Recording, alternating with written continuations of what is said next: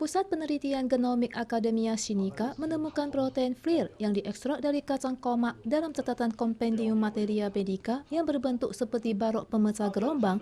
Bagian yang menonjol dapat menangkap virus corona dan menghambat penyebaran infeksi. Hal ini menandakan FLIR tidak hanya menghambat lebih dari 10 jenis virus influenza, tetapi juga menghambat COVID-19 dan lebih efektif dibanding 400 jenis obat Tiongkok lainnya.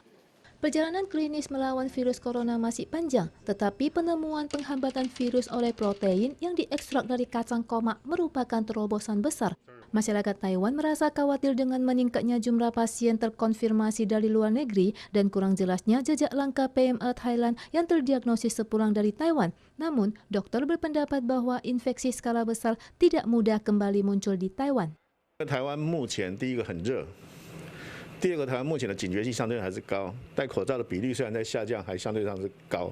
CECC pada tanggal 29 mengatakan hasil tes PMA Thailand yang pulang dari Taiwan adalah positif lemah. Saat ini tengah berusaha mendapatkan tes kedua. Sementara hasil tes swab PCR untuk 189 rekan sepabrik yang negatif menunjukkan tidak terjadi penularan di pabrik. Sumber infeksi masih diselidiki. Dokter menyarankan CECC untuk memperkuat manajemen PMA meski semua hasil tes negatif tetap perlu pengamatan selama 2 minggu.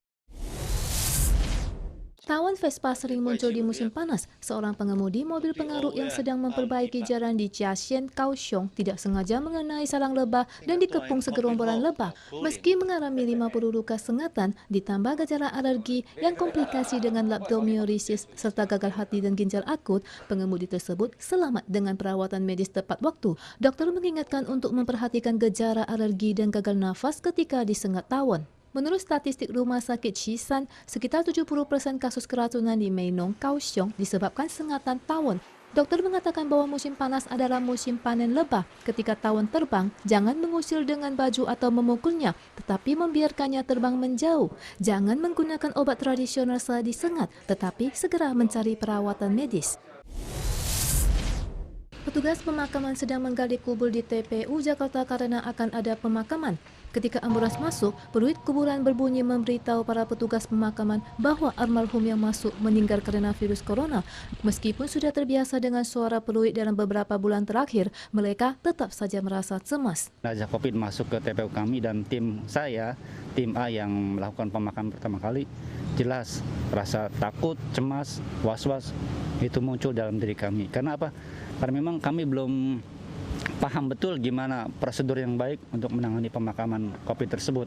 Bapak Maulana yang telah bekerja selama 21 tahun belum pernah begitu khawatir. Meskipun dilengkapi APD, masker, dan sarung tangan, mereka takut terinfeksi dan takut membawa virus pulang ke rumah karena kontak dekat dengan jenazah pasien meninggal virus corona. Ibaratnya mau masuk ke rumah hantu, Bu. Ngeri, mencekam, hati deg-degan banget gitu. Ketika kita melihat dibuka ini pintu belakang ambulan, maka kita sambil berdoa ganti hentinya ya Allah. Indonesia dengan warga mayoritas Islam mengebumikan orang yang meninggal dunia. Pada awal pandemi, Maulana dan timnya mengubur 6 jenazah setiap hari, tetapi sekarang meningkat menjadi 30. Selain meningkatnya risiko penularan dengan penambahan jumlah, mereka juga bersedih untuk keluarga almarhum. Andai kata toh itu terjadi pada diri saya, pada keluarga saya, bagaimana? Tentu amat sangat pilu lah. Untuk menghindari penularan, anggota keluarga tidak dapat memandikan dan membungkus jenazah sesuai ajaran Islam. Mereka bahkan tidak boleh mendekati dan mendoakan jenazah. Pendoaan almarhum hanya dapat dilakukan petugas pemakaman. Boleh jujur terpaksa karena kita sudah tekan materai di kontrak di atas materai ya. Jadi kalau mau ngotot bagaimanapun ya udahlah, memang mungkin sudah jalannya gitu ya. Virus yang memisahkan orang tidak memberikan kesempatan untuk melayat. Petugas pemakaman yang menyaksikan hal ini hanya bisa berdoa di masjid kecil TPU untuk almarhum. Pakar lokal menunjukkan bahwa pandemi telah mengubah kebiasaan masyarakat termasuk tata cara pemakaman. Tetapi semua ini datang begitu cepat sehingga masyarakat belum siap untuk menghadapinya.